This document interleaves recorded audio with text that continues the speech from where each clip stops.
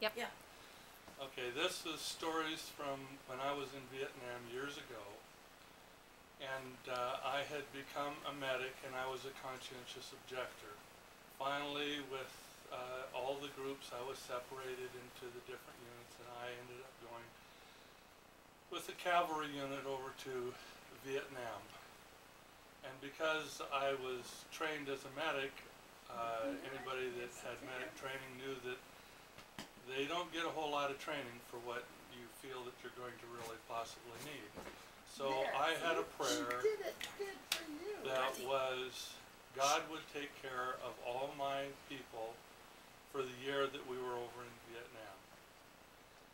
And little did I know how this prayer didn't seem like, you know, the people were doing so many dumb things to kill themselves. It seemed like it was going to be a pretty tough job for God to take care of them. Anyway, one of the times we were out in the field, we had our tanks and medical, our cavalry unit was all together, and we stopped at this one place, and they let down one of these big steel bridges over a river. And we proceeded over that, went to the top of a hill, and we decided this is where we were going to set up camp. And after making all the tanks and armored personnel carriers in a big circle and putting all of the people inside, and the tents were all inside, during the night you had it set up that if there was anybody came in at all, the tanks had shotgun shells that would completely take out a whole section of forest. So the people felt pretty safe. Well, anyway, one of the nights came that some of the people decided they were going to go down to the river point because they were going to party. Anyway, they were gone and everything was good, and everybody was on guard and making sure that no Vietnamese could get into our area. And about 3 o'clock in the morning, a friend of mine woke me up, and he had a cut above his head. And he says, "Stell, I have to have one of those butterfly stitches." He says, "I can't stop this thing from bleeding." And I was still in the process of waking up, and I said, well, what happened to you?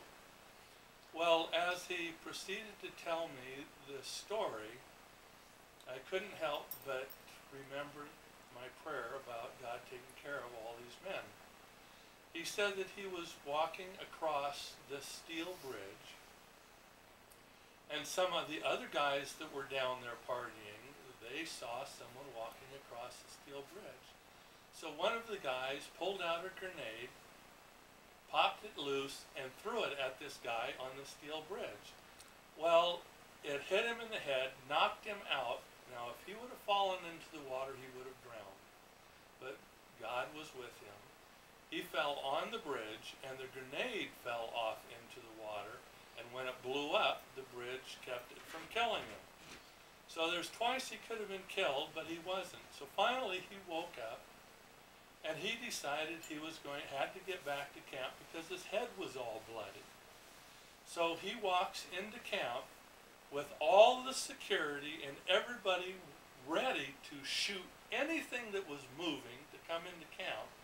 He walked right through the middle of all that into my area and wanted me to patch him up, of which I did, but I couldn't believe. I said, you know, if God could make him invisible to where he could get in there to be fixed up, I said, you know, it was pretty awesome that here this man could have been killed. I counted 4 or 5 different times, and he was saved only by the grace of God. So that was one of the stories that I thought was really good, showing how God was taking care of these people. And how many people did you pray that Well, we had a group of 180 people, and after 11 months, I went home, and there was no one was killed in my group. So I thought that was Amazing. pretty awesome answer. Amazing grace. And you were telling me earlier that some people were kind of taking note of that people that were around you weren't getting hurt. Yeah, it seemed it seemed like the captain that didn't like me to start with, he didn't know anything about Seventh-day Adventists, and that I would rather not work on Sabbath. And after a while, he adopted me as his personal medic, even though there wasn't much said, but he was keeping me with him. And I think that there was a number of things that happened that he felt that because I was saying my prayers that God was answering my prayers, and he wanted to be close. So it turned out that he was a really great guy, and he was trying to take care of me as well as God was taking care of him. Now, So as a conscientious objector, was there a time when they were wanting you to use a gun? Well, when we first got to Vietnam and set up our first camp, they weren't used to conscientious objectors, and because I was placed as a medic with them, I think I was kind of something they wished wouldn't have happened.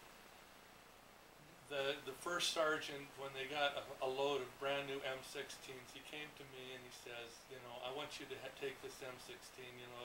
He says, I know you say you don't carry a gun, but it's not going to hurt to have one, and, you know, I think you'll feel a lot better. I know everybody else will if you carry an M16. And I said, well, I don't think I'll need one because I say my prayers and I know God's going to take care of us.